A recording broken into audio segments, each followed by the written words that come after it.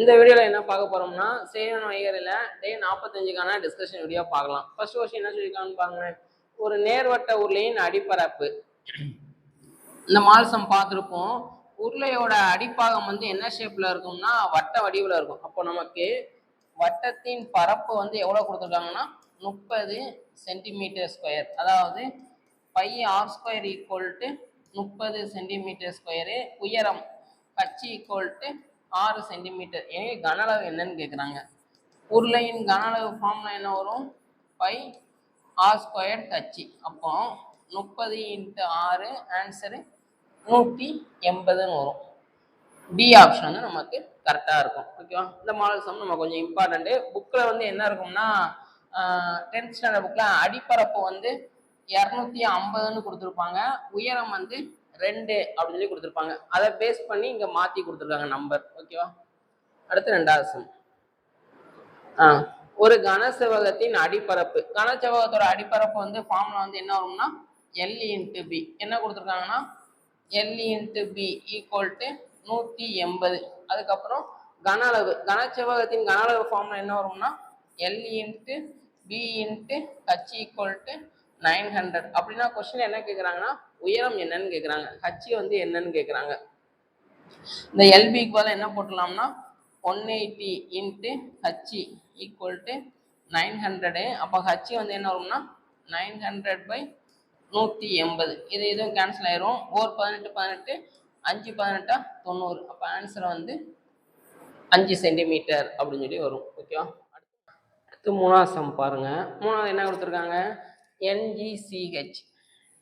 NGCH இதை வந்து எப்படி மென்ஷன் பண்ணுறாங்கன்னா லீஃப் LEAF அப்படின்னு சொல்லி சொல்கிறாங்க. அப்படின்னா என்ன கேட்குறாங்கன்னா MPQY வந்து என்ன அப்படின்னு கேட்குறாங்க. நம்ம இந்த ஆன்சர்லேருந்து போமே IJKL ஒரு M விட்டுட்டு N வரும். இங்கே F விட்டு G, இங்கே B விட்டு C, இங்கே G விட்டு H.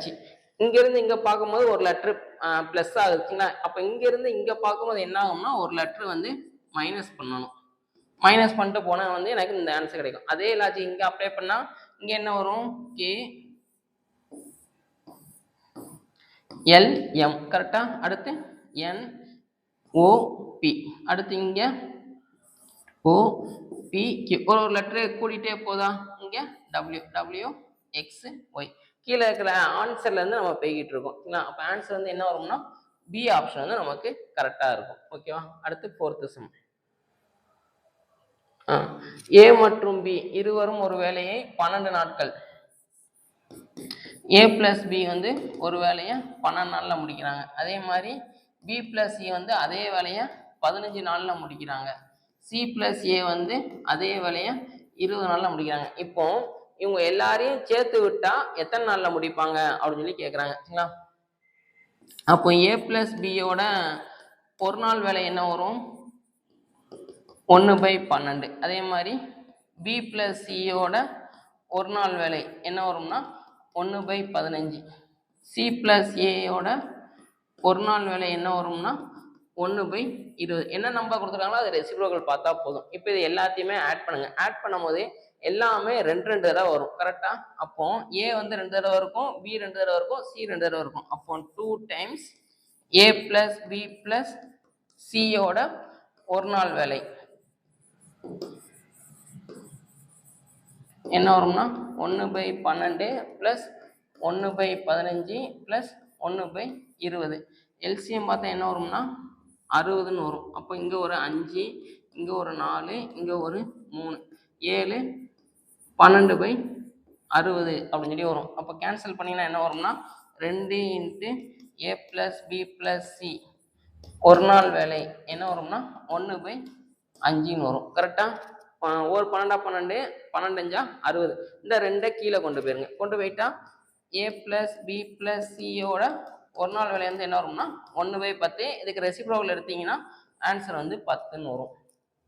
அப்போ 3 பேரும் சேர்ந்து வேலை பார்த்தா எத்தனை நாளில் முடிப்பாங்கன்னா 10 நாளில் நமக்கு வேலையை முடிப்பாங்க. அடுத்த 5வது சம்.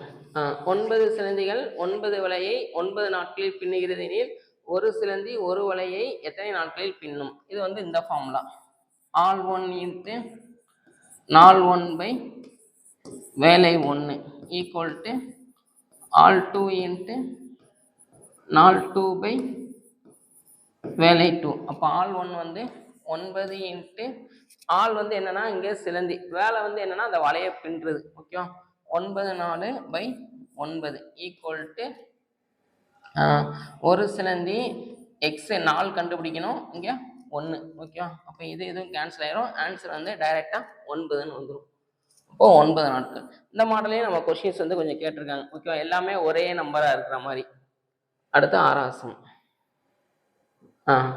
இந்த மாடல் சம் கொஞ்சம் இம்பார்ட்டன்ட். இதுக்கு என்ன பண்ணலாம்? ஃபஸ்ட்டு வந்து எக்ஸ் மைனஸ் 2 பை எக்ஸ்ன்னு இருக்கா, தி ஹோல் ஸ்கொயர். இது நம்ம எப்படி எழுதிக்கலாம் அப்படின்னா எக்ஸ் மைனஸ் 1 பை எக்ஸ் பக்கத்தில் வந்து 2 போட்டுக்கலாம். சரிங்களா? ஃபஸ்ட்டு இந்த 1 பை எக்ஸோட வேல்யூ என்ன அப்படின்னு சொல்லி பாருங்கள். 1 by X equal to 1 by இங்கே வந்து என்ன இருக்குன்னா √3 ப்ளஸ் 1 இருக்கு. கரெக்டாக? அப்போ அந்த காஞ்சிகேட்டால மேலே இங்கேயும் போயிருக்குங்க. காஞ்சிகேட்னா வேறு ஒன்றும் இல்லை, இங்கே என்ன இருக்கோ அதுக்கு ஆப்போசிட் சைன். ப்ளஸ் இருந்துச்சுன்னா மைனஸு, மைனஸ் இருந்துச்சுன்னா ப்ளஸ். அப்போ √3 மைனஸ் 1 பை √3 மைனஸ் 1. மேலே வந்து √3 மைனஸ் 1, கீழே வந்து a plus B into a minus B. அப்போ ஆன்சர் வந்து என்ன வரும்? a square minus B square. √3 the whole square 1 square. அப்போ √3 மைனஸ் 1 பை √3 ஸ்கொயர் பண்ணால் என்ன வரும்? 3 மைனஸ் 1. அப்போ ஆன்சரு √3 மைனஸ் 1 பை 2. இப்போ அதை சப்ஸ்டிட் பண்ணுங்களேன். எக்ஸ் இருக்கிற இடத்துல என்ன இருக்கு? அவங்க கொடுத்துருக்குற சம்மு √3 ப்ளஸ் 1 மைனஸ் 2 இன்ட்டு 1 பை எக்ஸுக்கு பதிலாக என்ன போட்டுடலாம்? √3 மைனஸ் 1 பை 2ன்னு போட்டுடலாம். சரிங்களா? அப்போ இது எனக்கு கேன்சல் ஆயிரும். மைனஸை உள்ளே கொண்டு போங்க, ஒரு ஹோல் ஸ்கொயர். √3 ப்ளஸ் 1 மைனஸ் உள்ளே கொண்டு போனால் minus √3 minus into minus plus 1ன்னு வரும். ஓகே? அப்போ இதுவும் நம்ம கேன்சல் ஆயிரும். அப்போது 2 தி ஹோல் ஸ்கொயரு ஆன்சரு 4ன்னு வரும். ஓகே? பி ஆப்ஷன் வந்து நமக்கு கரெக்டாக இருக்கும். இந்த மாடல் சம்மும் நமக்கு இம்பார்ட்டன்ட். காஞ்சிகேட்டால மேலே இங்கேயும் பெருக்கிறது. ஓகேவா? அடுத்து 7ஆம் சம். 25 கடிகாரத்தின் அடக்க விலை 20 கடிகாரங்களின் விற்ற விலைக்கு சமம் எனில் லாபம் அல்லது நஷ்ட சதவீதம் என்ன? எக்ஸ் பொருட்களின் அடக்க விலையானது ஒய் பொருட்களின் விற்பனை விலைக்கு சமம் எனில் லாபம் அல்லது நஷ்டம் அப்படின்னா ஃபார்முலா என்ன வரும்னா X minus Y by Y into 100. இதில் சப்ஸ்டியூட் பண்ணுங்க. ஆன்சர் நெகட்டிவ்ல வந்துச்சுன்னா எனக்கு நஷ்டம், ப்ளஸ்ல வந்துச்சுன்னா லாபம். அடக்க விலை அப்போ எக்ஸ் இருக்கிற இடத்துல 25, ஒய் இருக்கிற இடத்துல 20 போடணும். 25 மைனஸ் 20 பை 20 இன்ட்டு 100. 1 இங்கே 5, இது ரெண்டையும் மைனஸ் பண்ணிங்கன்னா 5. அப்போ 5 இன்ட்டு 5 ஆன்சரு 25%. ப்ளஸில் தான் வருது. அப்போ எனக்கு வந்து என்ன வரும்னா லாபம்னு வரும். 25% வந்து நமக்கு லாபம்னு வரும். ஓகேவா? அடுத்து 8ஆம் சம். எம் இருக்க இடத்துல 3 போடுங்க, என் இருக்க இடத்துல 2 போடுங்க. போட்டால் என்ன வரும்? 4 3 12 ப்ளஸ் I 2 10. கீழே அதே தான், சைன் மட்டும் வேறு. அப்போ 22 பை 2 ஆன்சரு 11 பை 1. அப்போ ஆன்சர் வந்து 11:1ன்னு வரும். ஓகேவா? டி ஆப்ஷன் வந்து நமக்கு கரெக்டாக இருக்கும். அடுத்து 9ஆம் சம். இதே மாடலில் ஒரு 2 நாளைக்கு முன்னாடி நம்ம பார்த்துருப்போம். இந்த பல்லுறுப்புக்கோவையை வச்சு கண்டுபிடிக்கிறது. என்னென்ன கொடுத்துருக்காங்க? இரு பல்லுறுப்புக்கோவைகளின் மீப்போவா. HCF வந்து எக்ஸ் ப்ளஸ் 1, எல்சிஎம் வந்து எக்ஸ் பவர் 6 மைனஸ் 1. மேலும் ஒரு பல்லுறுப்புக்கோவை f of x equal to X cube plus 1 எனில் g of x வந்து நமக்கு என்ன அப்படின்னு சொல்லி கேட்குறாங்க. ஏற்கனவே சொன்ன மாதிரி தான் நம்ம இந்த ஃபார்முலா பார்த்துருப்போம். கொடுத்துருக்கிற ஒரு 2 நம்பர் கொடுத்துருந்தாங்கன்னா அதுக்கு எல்சிஎம் HCF ரிலேட் பண்ணுற மாதிரி ஃபார்முலா என்ன இருக்கும்? கொடுத்துருக்கிற 2 நம்பரை பெருக்கிறது எல்சிஎம்மையும் HCFையும் பெருக்கிறதுக்கு ஈக்குவலாக இருக்கும். அங்கே பண்ணால் அதே லாஜிக் தான் இங்கேயும் பண்ண போகிறோம். என்ன இங்கே நம்பர் கொடுத்துருப்பாங்க, இங்கே பல்லுறுப்புக்கோவை கொடுத்துருக்காங்க, அவ்வளோதான் வித்தியாசம். ஓகேவா? அப்போ f of x into g of x equal to LCM into HCF. நமக்கு g of x தான் கண்டுபிடிக்கணும், மற்றதெல்லாம் கீழே கொண்டு வந்துடுங்க. LCM வந்து என்ன கொடுத்துருக்காங்க? X power 6 minus 1 into HCF வந்து எக்ஸ் ப்ளஸ் 1 பை இன்னொரு ஃபங்க்ஷன் வந்து எக்ஸி கியூப் ப்ளஸ் 1. இங்கே எக்ஸி கியூப் இருக்கா, அப்போ இதையும் அதே ஃபார்மெட்டில் எழுத முடியுமான்னு பாருங்கள். எப்படி எழுதுறேன் அப்படின்னா, எக்ஸி கியூபு பவரில் ஒரு ஸ்கொயரு மைனஸ் இந்த 1 எப்படி எழுதிக்கலாம், 1 ஸ்கொயர்னு எழுதிக்கலாம். கரெக்டாக? இது நமக்கு அப்படியே இருக்கட்டும். By XE cube plus 1. ஓகேங்களா? இது ரெண்டையும் பெருக்கினீங்கன்னா உங்களுக்கு திருப்பி சம்மே வந்துடும். ஓகேவா? இப்போ இதுக்கு என்ன ஃபார்முலா யூஸ் பண்ணலாம், A square minus B square formula use பண்ணலாமா? அப்படி யூஸ் பண்ணால் என்ன வரும் அப்படின்னா, A minus B into A plus B. அப்போ என்ன வரும்னா, x cube minus 1 into x cube plus 1 x plus 1 by XE cube plus 1. அப்போ இது எதுவும் நம்ம கேன்சல் ஆயிரும். X cube minus 1 into x plus 1. D option வந்து நம்ம கரெக்டாக இருக்கும். ஒரு 2 நாள் தொடர்ந்து இந்த மாடலில் சம் பார்த்துருக்கோம். ஓகேவா? இது கொஞ்சம் நல்லா ஞாபகம் வச்சுக்கோங்க. ஏதாச்சும் ஒன்று கேன்சல் பண்ணுற மாதிரி தான் இருக்கும், அதை நம்ம கரெக்டாக சூஸ் பண்ணுற மாதிரி இருக்கணும். சரிங்களா? இது கொஞ்சம் பார்த்துக்கோங்க நல்லா. அடுத்து கோடிட்ட இடத்தை நிரப்புக. என்ன லாஜிக்னு பார்க்கலாம். 1 6 15 28 45. இங்கே வந்து என்ன வரும் அப்படின்னு கேட்குறாங்க. இப்போ இது ரெண்டுக்கும் வித்தியாசம் பார்த்தா என்ன வரும், 5. இது ரெண்டுக்கும் பார்த்தா 9. இது ரெண்டுக்கும் பார்த்தா 13. இது ரெண்டுக்கும் பார்த்தா 17. அப்போ அடுத்து என்ன வந்திருக்கணும், 4 நாளாக கூட்டிகிட்டு போகுது. கரெக்டாக? அப்போ 17 + 4 21. இது ரெண்டையும் கூட்டினீங்கன்னா 66. டி ஆப்ஷன் வந்து நமக்கு கரெக்டாக இருக்கும். அடுத்து 11ஆம் சம் பாருங்களேன். இந்த மாடல் சம் வந்து நமக்கு ரொம்ப இம்பார்ட்டன்ட். ஓகேவா? 1 cube + 2 cube + etcetera K cube. Formula என்ன வரும்னா, K into K + 1/2 the whole square equal to 4356. ரெண்டு பக்கமும் ஸ்கொயர் ரூட் எடுத்தீங்கன்னா K into K + 1/2 equal to இதுக்கு ஸ்கொயர் ரூட் எடுத்தீங்கன்னா 66ன்னு வரும். ஓகேவா? ஸ்கொயர் ரூட் வந்து இந்த மாதிரி பாருங்க.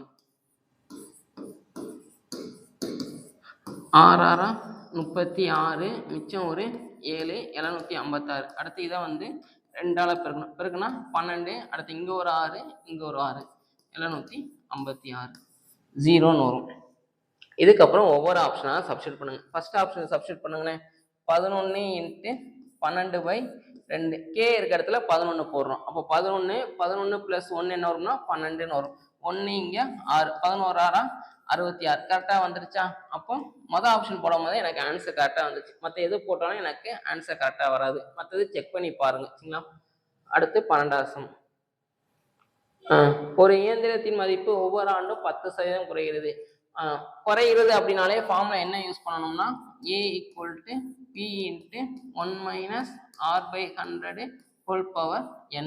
அப்போ பி இருக்க இடத்துல 30,000 1 - 10/100 எத்தனை வருஷம், 3 ஆண்டுகளுக்கு பிறகு. அப்போ ஒரு 0 கட் ஆயிரும். அப்போ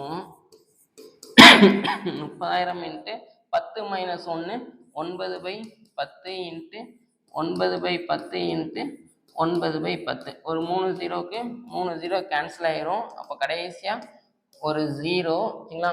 9 9 81. 81 9 என்ன வரும்னா 729ன்னு வரும். 9 9 8 72. அதுக்கப்புறம் இந்த 3ஆல் பெருக்குங்க. 9 3 27, மிச்சம் 2, 2 3 6 8 3 21. 21,870. பி ஆப்ஷன் வந்து நமக்கு கரெக்டாக இருக்கும். சரிங்களா? அடுத்து 13. 30 சென்டிமீட்டர் ஆரமோல அரைக்கோள வடிவ குப்பி சோப்பு கூழால் நிரப்பப்பட்டுள்ளது. இந்த சோப்பு கூளை கொண்டு 10 சென்டிமீட்டர் விட்டமும் 2 சென்டிமீட்டர் உயரம் உள்ள உருளை வடிவ சோப்பு கட்டிகள் எத்தனை செய்யலாம்? அதாவது இது வந்து எனக்கு ஒரு அரைக்குளம். இதில் ஃபுல்லாக என்ன இருக்குன்னா, அந்த சோப்பு குமிழ் இருக்கு. சரிங்களா? இதை நான் என்னவா மாத்துறேன்னா, ஒரு உருளை வடிவில் சின்ன சின்ன சோப்பாக மாத்துறேன்.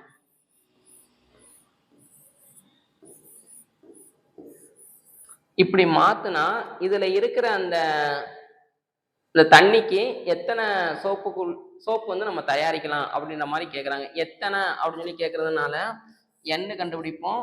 இதுக்கு ஃபார்முலா என்ன சொல்லியிருப்போம், ஏற்கனவே நடத்திட்டு இருப்போம். மேலே வந்து பெரியதோட கன அளவு கீழே வந்து சின்னதோட கன அளவு. பெருசு வந்து என்ன நமக்கு இந்த அரைக்கோளம் தான். சின்னது வந்து என்ன அப்படின்னா உருளை வடிவம். சரிங்களா? இப்போ இதோட மெஷர்மெண்ட் என்ன கொடுத்துருக்காங்க? ஆரம் வந்து 30. ஓகே, இங்கே வந்து என்ன கொடுத்துருக்காங்க? விட்டம் கொடுத்துருக்காங்க. அப்போ டி வந்து 10, ஆரம் வந்து என்ன வரும்னா 5ன்னு வரும், உயரம் வந்து 2ன்னு கொடுத்துருக்காங்க. ஃபார்முலா என்ன வரும்? அரைக்கோளத்தின் கன அளவு ஃபார்முலா என்ன வரும்னா 2/3 பை. இங்கே கேபிட்டல் ஆர் கியூப் யூஸ் பண்ணிக்கிறேன். சரிங்களா? ஏன்னா அங்கேயே எனக்கு ஒரு ஆர் வரும். அப்போ கன்ஃபியூஸில் நம்ம அவசரத்தில் அடி கொடுத்தாலும் அடி கொடுத்துரும். அதனால டிஃப்ரென்ஷியேட் பண்ணி காமிச்சிட்டு அப்படி செய்யுங்க. சரிங்களா? அப்போ தான் கரெக்டாக இருக்கிற மாதிரி இருக்கும். இல்லாட்டினா அவசரத்தில் கேன்சல் பண்ணி விட்டுரும். Pi r squared H. இந்த பை கேன்சல் ஆயிரும். அப்போ 2/3 இன்ட்டு ஆர் இருக்க இடத்துல 30. 30 இன்ட்டு 30 இன்ட்டு 30 பை கீழே 5 இன்ட்டு 5 இன்ட்டு 2. 1 இங்கே 10, 1 இங்கே 2, இதுவும் கேன்சல் ஆயிரும். 1 இங்கே 6 5 30. அப்போ 2 12, 12 3 36, 360. அப்போ எத்தனை சோப்பு எனக்கு கிடைக்கும் அப்படின்னா 360 சோப்பு எனக்கு கிடைக்கும். இந்த சம், இந்த மாடல் சம் வந்து நம்ம கொஞ்சம் இம்பார்ட்டன்ட். ஓகேவா? இதுக்கு வந்து அவங்களா ஓனா எடுத்திருக்காங்க, ஸ்கூல் புக்கில் இந்த சம் கிடையாது. அடுத்து 14 ஆட்கள் நாட்கள் வச்சு 7 ஆட்கள் 52 நாளில். அப்போ 13 ஆட்கள் வந்து எத்தனை நாள் அப்படின்னு சொல்லி கேட்குறாங்க. சரிங்களா? ஆள் கூடிச்சு அப்படின்னா நாள் கம்மியாகும். அப்போ இது வந்து எதிர்மாறல். எதிர்மாறலாக இருந்தால் என்ன பண்ணுவோம்? தெரிஞ்ச பக்கத்தை அப்படியே வச்சுக்கிடுவோம். அப்போ 7/13 இன்ட்டு 52, 1 இங்கே 4, 4 28ன்னு வரும்.